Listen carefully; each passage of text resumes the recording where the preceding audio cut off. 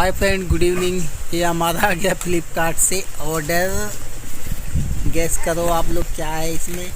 ये भाई अब खुलेगा डब्बा आप लोगों के सामने। ये है आपका पीनट बटर। राम राम सब भाइयाणों, आप लोग पीनट बटर ज़रूर यूज़ करें।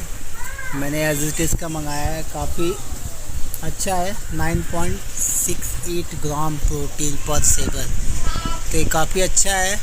मसल्स रिकवरी और टेस्ट भी बहुत बढ़िया है। मैंने ओपन करके देखा है इसे।